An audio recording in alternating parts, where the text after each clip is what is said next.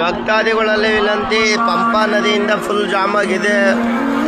ದಕ್ಷಿಣ ಭಾರತದ ಅತ್ಯಂತ ಪ್ರಸಿದ್ಧ ಶ್ರದ್ಧಾ ಭಕ್ತಿಯ ಕೇಂದ್ರವಾಗಿರುವಂತಹ ಕೇರಳದ ಶಬರಿಮಲೆ ಸ್ವಾಮಿ ಅಯ್ಯಪ್ಪ ದೇಗುಲಕ್ಕೆ ತೆರಳುವ ಮುನ್ನ ಭಕ್ತರೇ ಅಲ್ಲಿನ ವ್ಯವಸ್ಥೆಗಳ ಬಗ್ಗೆ ಖಾತ್ರಿ ಮಾಡಿಕೊಂಡು ಪ್ರಯಾಣಕ್ಕೆ ಹೊರಡಿ. ಈಗಾಗಲೇ ಅಲ್ಲಿ ಅವ್ಯವಸ್ಥೆಗಳಿಂದಾಗಿ ಭಕ್ತಾದಿಗಳು ಪರದಾಡುತ್ತಿದ್ದಾರೆ. ನೀವು ಇಲ್ಲಿ ಅತ್ಯಂತ ಕಠಿಣವಾದಂತಹ ವ್ರತಗಳನ್ನು ಆಚರಿಸಿಕೊಂಡು ಶಬರಿಮಲೆ ಸ್ವಾಮಿ ಅಯ್ಯಪ್ಪನ ದರ್ಶನಕ್ಕೆ ತೆರಳುತ್ತಿದ್ದೀರಿ.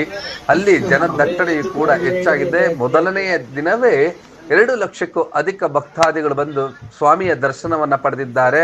ಹಾಗಾಗಿ ನೂಕುನುಗ್ಗಲು ಉಂಟಾಗಿದೆ. ಮೂಲಭೂತ ಸೌಲಭ್ಯಗಳ ಸಮಸ್ಯೆಗಳು ಕೂಡ ಉದ್ಭವವಾಗಿದೆ. ಹಾಗಾಗಿ ಶಬರಿಮಲೆಗೆ ಹೋಗುವ ಮುನ್ನ ಅಲ್ಲಿನ ವ್ಯವಸ್ಥೆಗಳು ಒಂದಷ್ಟು ಸರಿಯಾಗಲಿ.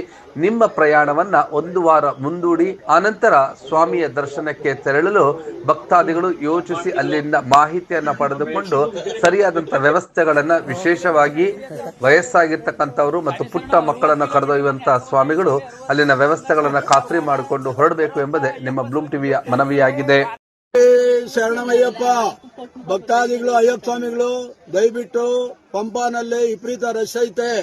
ನಾವು ಎರ್ಮೆಲೆನಲ್ಲಿ ತಗೊಂಬಂದು ಕೂಡಾಕವ್ರೆ. ಇನ್ನ 24 ಅವರ್ ಆಗ್ತದೆ ಅಂತ ದೇವ್ರ ದರ್ಶನ ಮಾಡೋದಿಕ್ಕೆ.